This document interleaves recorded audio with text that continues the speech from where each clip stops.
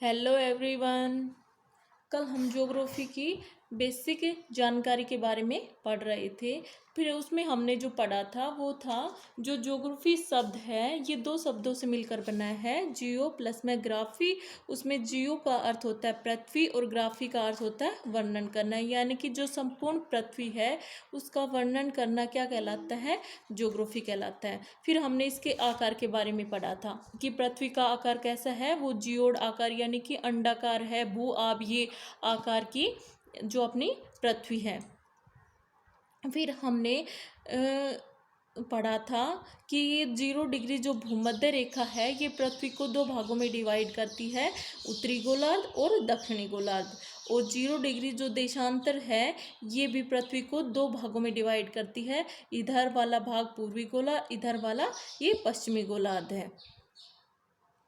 फिर यहाँ पर जो भूमध्य रेखा है इसके ऊपर 23.5 डिग्री पर है कर्क रेखा, फिर 66.5 पर है आर्कटिक वर्ग और 90 डिग्री पर है उत्तरी ध्रुव। उसी पर का जो दक्षिणी गोलार्ध है, दक्षिणी गोलार्ध में जो 23.5 डिग्री पर है मकर रेखा, 66 पर है अंटार्कटिक वर्ग और 90 डिग्री पर है दक्षिणी ध्रुव। फिर हमने जो इंडिया है इसके बारे में पढ़ा था। जो इंडिया है ये कौन से गोलार्ध में है, इंडिया है उत्तर पूर्वी गोलार्ध में, उत्तर पूर्वी गोलार्ध। यानी कि ये वाला जो भूमध्य रेखा से ऊपर वाला भाग उत्तरी हो गया और ये इधर वाला ये तो पश्चिमी, जो 0 डिग्री देशांतर है ये इसके इधर होने की, यानी कि यहाँ पर पूर्वी गोलार्ध है। तो ये इंडिया का जो आकार है वो कहाँ है, इंडिया कहाँ स्थित है, उत्तर पूर्वी गोलार्ध में स्थित है। इसके बारे में हमने कल पढ़ लिया था। फिर हमने देखा था कि जो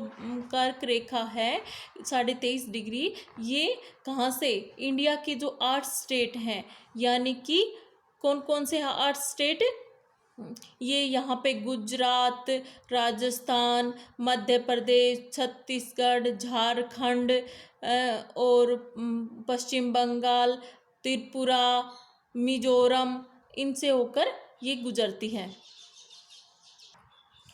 और जो राजस्थान है, राजस्थान के जो कौन से ज़िले हैं, बांसवाड़ा और डूंगरपुर में से ये कर्क रेखा होकर गुजरती है।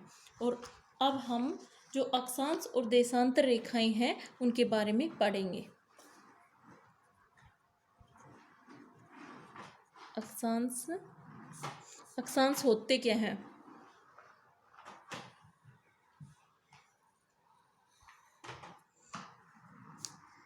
ये बताया था कल मैंने। ये यहाँ पे क्या था, 0 डिग्री भूमध्य रेखा,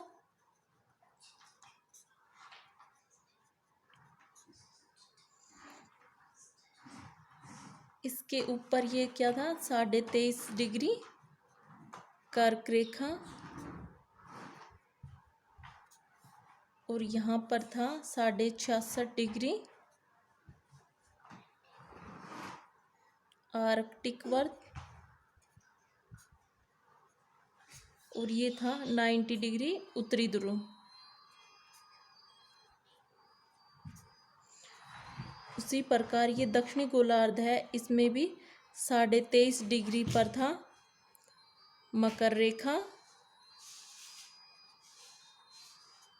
और यहाँ पर है 66.5 डिग्री पर है अंटार्कटिक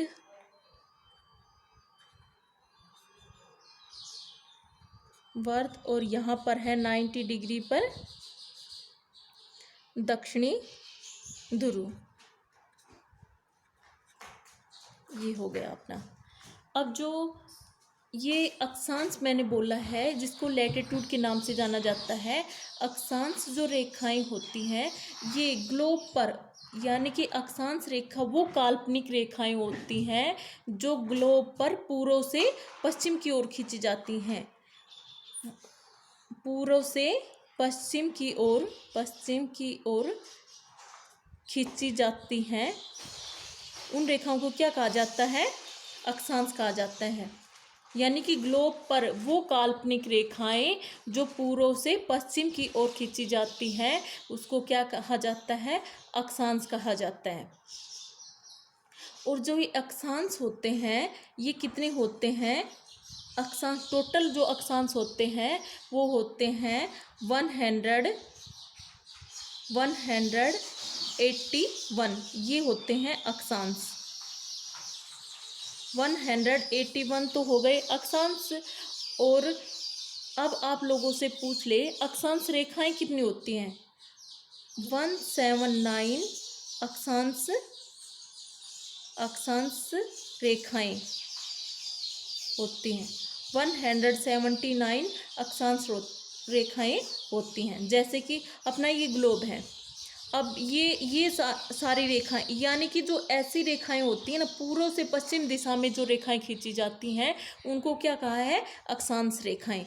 तो ये 0 डिग्री है, इससे ऊपर यानी कि यहाँ 0 से 90 डिग्री यहाँ तक, 90 तो ये हो गई, और उत्तरी ध्रुव में, उत्तरी गोलार्ध में, और 0 से 90 डिग्री यहाँ पर दक्षिणी गोलार्ध, यानी कि 90 प्लस में 90 कितने हो गए, 180।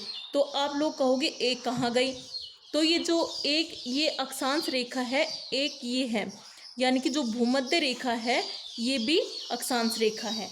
ये सबसे बड़ा भूमध्य रेखीय अक्षांश है।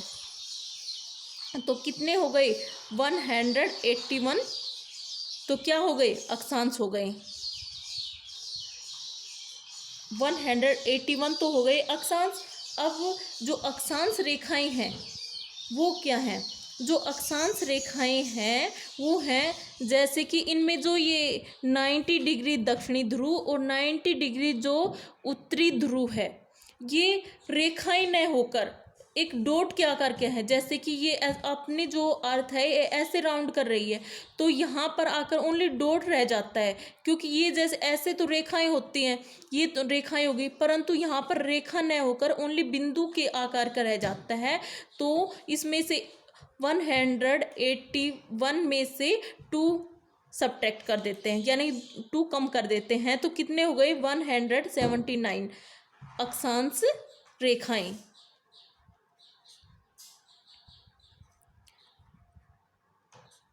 अब डाउट क्लियर हो गया। अब आप लोगों से पूछ ले कोई कि अक्षांश कितने हैं, तो कितने बताओगे, 181 तो अक्षांश होते हैं, और अक्षांश रेखाएं कितनी होती हैं, 179 अक्षांश रेखाएं होती हैं।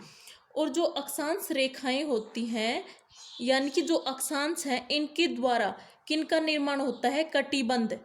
इनका जो बीच का भाग होता है ना, ये वाला भाग, तो इनको क्या कहते हैं, कटिबंध कहते हैं, कटिबंध। जैसे कि 0 डिग्री है ना, 0 डिग्री से ऊपर यहाँ पर उष्ण कटिबंध है, यहाँ पर शीत कटिबंध है, और यहाँ पर उष्ण शीतोष्ण कटिबंध, उष्ण कटिबंध, शीतोष्ण कटिबंध, शीत कटिबंध, ये कटिबंध होते हैं। यानी कि अक्षांशों के द्वारा हम किसको प्रदर्शित करते हैं, ये कटिबंध को प्रदर्शित करते हैं। जैसे उष्ण कटिबंध, शीतोष्ण कटिबंध, शीत कटिबंध। यानी कि अक्षांश है, इनके द्वारा हमें किसकी जानकारी मिलती है, जलवायु, जिसमें तापमान वगैरह आ जाता है, जलवायु के बारे में हम इसमें अक्षांशों के द्वारा ज्ञात करते हैं। ये हो गए अपने अक्षांश। अक्षांश कहाँ से हो गए, पूर्व से पश्चिम दिशा में खींचे जाते हैं। और कितने होते हैं टोटल अक्षांश, अक्षांश होते हैं 181, और अक्षांश रेखाएं कितनी होती हैं, 179। और नेक्स्ट वीडियो में मैं आपको देशांतर रेखाओं के बारे में बताऊंगी। Thank you.